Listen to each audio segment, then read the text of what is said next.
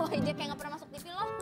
Jadi sekarang masih spesial ulang tahun Master Deddy Corbuzier. Mas Deddy, inget gak di tahun 2015 sempat ada satu berita yang sangat mencengangkan dunia entertain. Master, Ya. tahu nggak? Tahu. Dengar berita itu nggak? Iya. Tahu nggak apa? Tahu. Jadi kalau Iya. misalkan Kakean main sulap itu gitu. apa tuh? Apa itu? Apa itu? Apa? Jadi kalau penonton di rumah maupun di studio pasti pernah dengar tahun 2015 itu Mas Deddy Corbuzier itu tiba-tiba mundur dari dunia sulap. Itu kan sangat menghebohkan banget. Secara kita tahu master ini ada seorang master yang tua banget terus tiba-tiba berhenti dari sulap.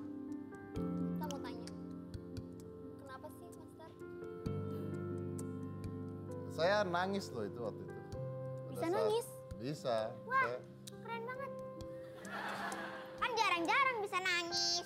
Nangis Biasanya kan karena saya harus kehilangan hal yang saya cintai. Lebih dari apapun di hidup saya. Bahkan mungkin secara gamblangnya lebih dari itu udah bukan itu kalau kita bandingin dengan yang lain itu adalah bagian dari hidup saya gitu. Jadi malam hari itu saya sendirian gitu. Terus saya berpikir bahwa saya tidak boleh berada di sebuah zona yang nyaman. Karena saya tidak suka berada di zona nyaman. Kalau saya berada di zona nyaman, saya tidak akan bisa berkreasi di hal lain. Dan saya harus menolak job sekitar 6 atau 7 pada saat itu kontrak yang udah ditandatanganin. Saya harus datang satu-satu untuk mengatakan minta maaf gitu pada saat itu. Ya tapi pada saat itu saya tulis gitu. Itu sama kayak waktu saya botakin rambut saya. Mikirnya panjang gitu. Saya udah tulis gitu. Ya udah tuh saya send, stop. Dan itu bukan sensasi dalam pengertian ya adalah ya penyanyi gitu bilang nggak nyanyi tiba-tiba cuma mau bikin konser gitu kan ya nyanyi lagi ya Allah ya itu munafik orang-orang seperti itu. Ketika saya bilang saya berhenti main sulap saya memang benar-benar berhenti. Ya bukan berarti ya tadi pun masih main ya tapi maksudnya berhenti dalam pengertian tidak secara profesional bermain. Ya kalau main sih ya masih lah kalau ketemu teman atau ketemu siapa kumpul dengan pesulap. Tapi saya berhenti karena saya 7 kali hampir mati karena sulap. Usia makin tambah dan sebenarnya bukan karena itu tapi karena saya ingin mencoba hal-hal baru. Dan kalau saya stay di satu tempat, ketika seseorang sudah terlalu nyaman di sebuah tempat, dia tidak akan mau bergeming. Itulah kenapa banyak orang yang kerja di sebuah tempat pekerjaan sampai tua di sana dengan gaji yang sama terus, tapi dia tidak mau bekerja di tempat lain karena dia takut untuk keluar dari zona nyaman itu. Untuk keluar dari zona nyaman itu harus ada yang dikorbankan. Dan saya korbankan itu, saya stop. Setelah itu apa? Mau jadi apa? Laku nggak? Jadi host laku nggak? Jadi presenter laku nggak? Jadi pembawa acara, jadi motivator laku nggak? Nggak tahu. Kalau nggak laku gimana? Ya sudah. Tapi a risk have to be taken. Kalau kita tidak pernah mau berubah dalam hidup, Anda seperti itu saja selama hidup. Kita harus belajar melakukan hal-hal yang tidak pernah kita lakukan untuk memperbaiki hidup kita, walaupun resikonya ada kehilangan. Seperti itu. Sekarang di kursi penonton udah ada pesulap yang juga dekat sama master. Di situ ada Kak Bow. Halo, malam Kak. Ya. Mana sih nggak kelihatan? Kak Bow, Yes. kelihatan nggak ya? Kelihatan. Kaget nggak sih waktu itu dengar keputusan seorang master untuk mundur dari dunia sulap? Sebenarnya sih kaget gitu karena maksudnya nggak biasanya kan ketemu ngobrol nih udah lama nggak ketemu tiba-tiba ada berita seperti itu gitu kan. Yang bikin kagetnya itu ya mungkin bukan gue doang gitu sebagai pesulap, maksudnya teman-teman yang lain juga pada kaget kenapa nih ini beneran kah sensasi kah atau enggak apa gitu kan. Terus akhirnya sempat dikonfirmasi juga dan ternyata memang ini serius gitu loh. Nah ketika itu ya bener mungkin Master Deddy sendiri dia nangis ketika dia ngomongnya memikirkan itu dan ketika kita dengar dan sekarang nih gue lagi ngomongin juga gue sempat merinding ngebayangin waktu ngebaca ini serius nih gitu. Kayak gitu sih maksudnya karena mungkin alasan saya suka sulap mungkin bukan Master Deddy, tapi alasan saya belajar sulap itu mungkin karena Master Deddy gitu. Dan saya yakin 95% magician di Indonesia itu karena Master Deddy mereka yang jadi pesulap. Master Deddy ini dulunya mentornya Kak Bow ya? Iya benar mentor. benar-benar guru, mentor, udah kayak abang sendiri sih anggap ya gitu. Karena emang dari awal belajar sulap sama Master Dedi. Terus akhirnya kenapa Kak Bow tiba-tiba pengen ikut sulap juga? Ya karena itu, jadi ketika dulu waktu kecil ngeliat sulap kayaknya iya lucu gitu, senang. Cuman ketika ngeliat Master Dedi perform itu kayak beda gitu, maksudnya auranya itu kayak wah, ya waktu gue masih kecil yang ngeliatnya wah ini keren, gue mau kayak gini nih gitu, hitam-hitam keren gayanya, botakin pala gitu kan. Itu waktu Kak Bow kecil? Iya waktu kecil, waktu Serius? sekitar SMP lah. Kan bedanya jauh banget soalnya, waktu masih kecil ya. Gitu. Master,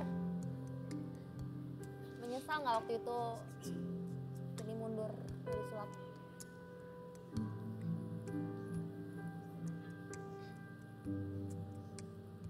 Bo Fernor ini, ya walaupun banyak pesulap-pesulap di Indonesia yang nggak pernah ngaku belajar sama saya ya.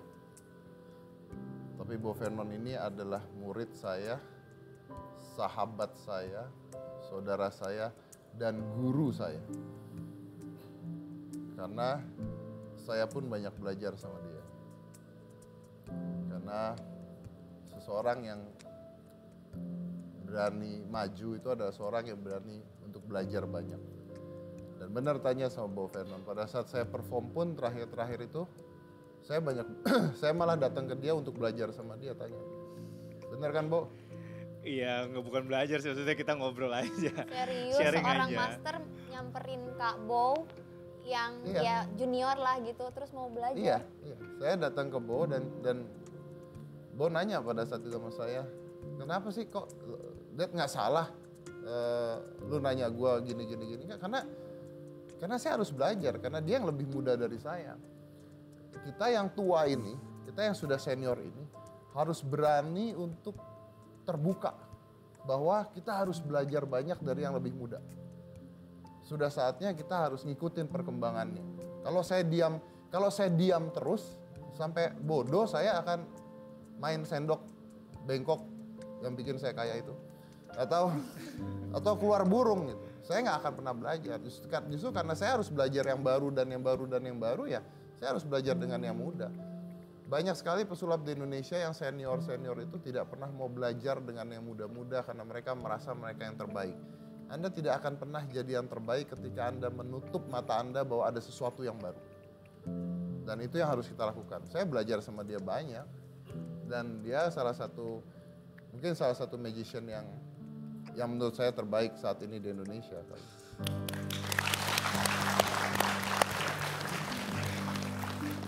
Kak Bow mau nyampein sesuatu terakhir buat Master Dedi? Nggak, maksudnya kan harusnya kalau orang ulang tahun kan dikasih kado ya. Ya. Cuman tiap tahun nih gue selalu dapet kado dari Master Dedi, entah kenapa gitu. Pasti aja ada kata-kata dia yang jadi kado buat gue, kado maksudnya. Tahun lalu ada kado, kata-kata dia yang bikin kado buat gue gitu. Jadi setahun ini mungkin sulap gue jadi berkembang. Dan kali ini gue dapet kado juga dari dia. Kado yang paling berkesan dari Master apa? Kalau yang berkesan itu dulu banget waktu belajar. Boleh ceritain gak Mas? Cerita lah apa? Dulu waktu masih belajar gitu kan. Tiba-tiba saya lagi latihan, terus tiba-tiba dia memberhentikan latihan. Dan dia sudah ketawa. Itu kado yang gak pernah bisa lupa. Dia, ya gitu deh. Iya, cerita aja. Oh diceritain, oke. Gak apa-apa. Ini banyak yang gak tahu. Karena masih kecil gitu kan, masih kecil kita bercandaan lah Gak orangnya. kecil lah, kalau kecil ntar katanya penganiayaan pada Oh anak iya, kecil. ya maksudnya masih muda, Kuliah. Masih muda gitu kan, suka bercanda, gitu. Lagi latihan bercanda, lagi surinil bercanda, tiba-tiba dia ngebrak meja, brak. Dia lepas dulu kan pakai cincin banyak ya, gitu kan. Cincin banyak banget kan, ya kan. Dia lepas cincin, terus kita pada diem, ini kenapa nih? Baris. Ada 3 orang dulu. Orang pertama ditanya, serius mau belajar sulap? Serius, lewat. Orang kedua ditanya, serius mau belajar sulap? Serius, lewat. Orang ketiga ditanya, saya. Serius mau belajar sulap? Serius, cepok. Saya doang yang kena tampar. Tapi menurut saya maksudnya gini, itu bukannya kekerasan, itu maksudnya emang karena menurut saya itu bercanda, saya terlalu berlebihan. Terus akhirnya semenjak dari situ saya sadar kenapa yang 2 lagi nggak digituin, saya doang yang digituin gitu. Nah itu menurut saya kado yang sampai sekarang saya selalu ingat gitu. Intinya kalau mau belajar sulap ya serius gitu, jangan setengah-setengah atau bercanda-bercanda kayak gitu sih. Ya dan benar, saya pernah nampar Bo. Pada saat Alasannya waktu- nampar itu kenapa? Kenapa yang dua enggak yang Saya ditampar? nampar dia dan saya tampar dia keras sekali pada saat itu. Kok bisa? Ya dan saya keras. Saya orangnya keras. Ketika ini serius kita harus keras. Saya buka cincin saya tampar dengan keras dan saya bilang, kau mau belajar atau kau mau berantem di luar sama saya? Kenapa saya tampar? Karena saya sayang sama dia.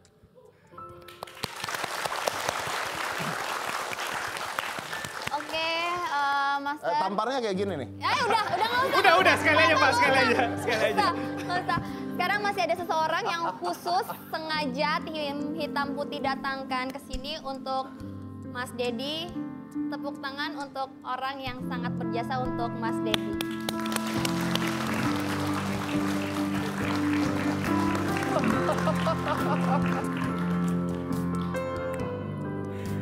Oh, miss you.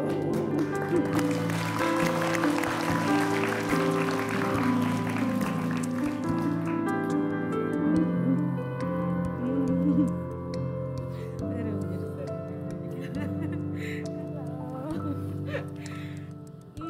Oh my God, akhirnya kita lihat Master nangis. Master bisa diceritain beliau ini siapa?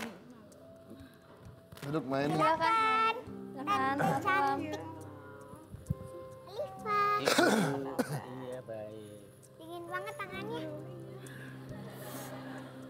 deg-degan di sana. Iya. Aduh. Master, Ya. siapa beliau ini sehingga Master akhirnya menangis juga? Saya tuh orang susah dulu. Jadi saya bukan susah lah. Saya tuh dari keluarga yang cukup lah, cukup tapi tidak terlalu cukup. Jadi jangan pikir kemana-mana naik mobil, punya mobil juga mobil butut gitu ya. Saya kemana-mana naik bus, naik apa dan tahun 90-an itu saya harus nyari uang karena saya harus bantu ayah saya juga pada saat itu dan saya baru pulang dari luar pada saat itu, terus saya harus nyari uang juga untuk bantu ayah karena pada saat itu perusahaan ayah kerja di kantor dan bangkrut lah. Jadi saya nggak punya apa-apa pada saat itu. Dan saya bawa satu tas koper gitu, saya menghampiri semua hotel yang ada di Jakarta. Itu tahun 90 tuh. 90-an ya? 94. 94 ya. Saya hampirin semua hotel yang ada di Jakarta. Saya melamar untuk kerja sebagai tukang sulap. Table to table. Jadi ketika orang lagi makan, saya nyamperin ke mejanya, main sulap. Dan saya ditolak hampir semua tempat. Tapi saya nggak berhenti pada saat itu. Saya bertemu dengan seseorang di Hotel Indonesia pada saat itu. Dan ini adalah Mbak Heni. Dan pada saat saya ditolak oleh semua orang pada saat itu, dia adalah satu-satunya orang yang percaya pada saya dengan keadaan saya, dengan usia saya, untuk dibayar untuk main di hotelnya Mbak Heni. Itu pertama kalinya saya bermain, itu karena Mbak Heni percaya pada saya untuk saya main di sana. Padahal yang lain nolak. Untuk Mbak Heni sendiri, kenapa mengizinkan untuk Mas Dedi waktu itu main di Hotel Indonesia itu sendiri? Iya. Tahun 94 ya, Det ya? Waktu itu Dedi baru 18 tahun, Cika. Mbak Heni, yang mana? Masih Oh, imut-imut. Oh, ini Kenapa? namanya. Kurang Suara. kencang. Oh, suaranya Mbak Heni. Mati Makasih apa kurang cantik. kencang? Oh iya. Suaranya. Bukan mamanya ya? Bukan saya. Bukan namanya. Kamu lucu banget sih. Makanya kuping dipasang. Iya, jadi tahun 94 itu Dedi umur 18 tahun. Ya sekitar gitulah ya. 18 tahun. Saya lagi di ruangan, Cika. Terus tiba-tiba staf di kantor bilang, Mbak Heni, ada seseorang mau ketemu sama Mbak Heni. Mau ketemu PR manajernya Hotel Indonesia. Dia kan gitu orangnya kan. Jadi umur 18 udah berani untuk ketemu sama PR. Gitu. Saya tanya langsung siapa? Masuklah seorang pria. Waktu itu rambutnya masih tomingse banget ya Dedi ya. Tapi terus terang Dedi itu adalah seorang laki-laki yang gigih. Dan pertama kali ketemu Dedi, saya tanya, kamu siapa? Saya bilang, dia kenalin namanya Deddy Corbuzier. Nyebutnya aja susah ya Dad. Ya kan, terus maksudnya apa? Saya mau mencoba melamar bermain sulap. Tahun itu kan yang namanya sulap, kita taunya zamannya sulap yang Mr. Robin ya burung. gitu, burung dan lain-lain gitu. Nah kemudian oke, kamu bisa apa saya tanya. Langsung dia keluarin itu segala perkakasnya Dedi. Perkakasnya dikeluarkan, mulailah dia main di ruangan saya. Dan saya lihat Dedi itu kan orangnya sopan, gigih, dan I believe in him pada saat itu. Saya percaya sama Dedi orang yang baik dan saya ingin memberikan kesempatan kepada seorang pria muda yang punya impian, ingin tampil. Dan waktu itu setiap minggu Dedi tampil di Hotel Indonesia dengan honor boleh disebut nggak? Boleh. Waktu itu 200.000 cuma sekali main. Sekali main, sekali tampil. Tapi untuk tahun 94 200.000 itu lumayan Itu besar. Karena kalau Besar. kali 4 Dedi 800.000 sebulan ya Det ya. Iya. Gitu. Nih. Oh ini iklan nih. Nah itu. Oh ini. Nah itu kan rambutnya masih ini banget ya. Iya. Nggak, sayang foto yang zaman dulu nggak tahu masih ada nggak. Dan Dedi gitu, every part of your life, hidupnya dia pasti selalu saya nggak pernah lewatin ya. Nggak tahu yang terakhir ini gimana. Kita ulang tahun samaan deh. 2 hari Iya, lagi. 2 hari lagi. Dedi 28 sekarang, saya 2 hari lagi ulang tahun. Oh bentar lagi. Jadi ya Di begitulah. restoran Ramayana itu. Ramayana. Dan waktu itu ya itu saya ingat Papa almarhum ya Det ya bilang, karena waktu pas Dedi udah tampil di Hotel Indonesia, saya minta engineering Hotel Indonesia tuh pasang namanya Deddy Corbuzier di Ramayana Restoran. Itu yang luar biasa. Karena pada saat itu orang-orang tidak tahu siapa itu Deddy Corbuzier, dan kalau Anda ke Hotel Indonesia itu ada papan nama saya besar sekali di depan hotel. Saya juga nggak ngerti ngapain ditaruh sama Mbak Heni, orang juga nggak tahu saya siapa kok pada saat itu. Iya, dan waktu itu Papa almarhum sampai foto-foto katanya di depan Hotel Indonesia gitu. Karena memang itu adalah kebanggaan seorang orang tua ya, ayah, mamah juga ya. Anaknya yang tadinya mikirnya cuma baru pulang dari luar, terus sulap itu belum populer di Indonesia, dan Dedi waktu itu akhirnya berhasil membuat suatu gebrakan baru. Dan saya ingat pertama kali Dedi main di Ramayana, table to table itu close up magic. Ya itu dia ngisengin semua orang, setiap meja diisengin. Dia orangnya kan jahil ya, jahil nggak Cika? Ah iya. Jahil ya? Iya jahil. Dan penyayang. Penyayang. Astaga. Jadi Masalahnya Cika belum pernah dikenalin sama Mbak Heni. ya ya belum. kan? Nanti ada saatnya Ada mungkin. saatnya, Iya, ya. ya. Ngarep banget ya. Mbak Heni katanya denger-dengar Master Dedi sering curhat ke Mbak Heni ya, sampai nangis-nangis gitu ya. Ceritain dong. Udah deh buka-bukaan sekarang mumpung ulang tahunnya. Kenapa? Ya ini lagi ditanya Bu. Aduh. Bener gak sih? Nangis Tuh sih enggak nangis deh karena kayaknya. tentang putus pertama kali dengan pacar Putus, pertamanya. Putus iya ya, terus pacaran lagi iya. Terus apa lagi?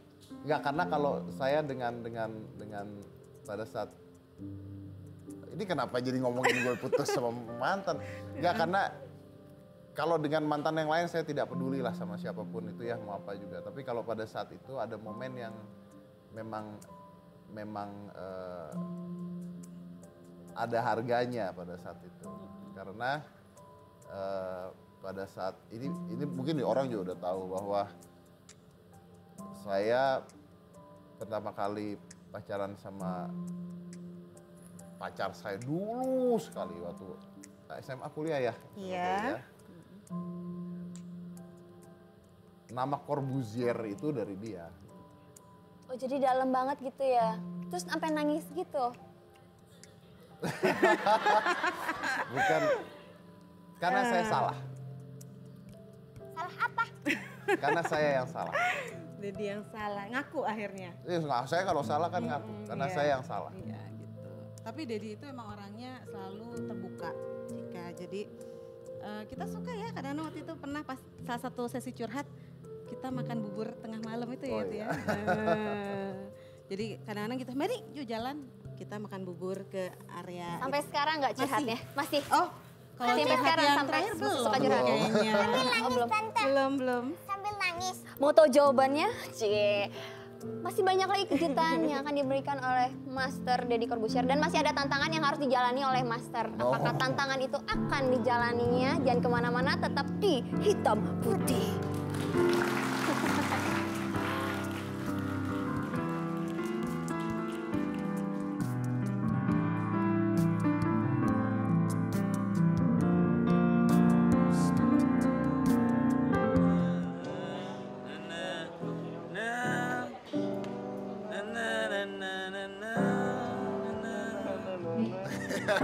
Apa juga susah juga lagunya.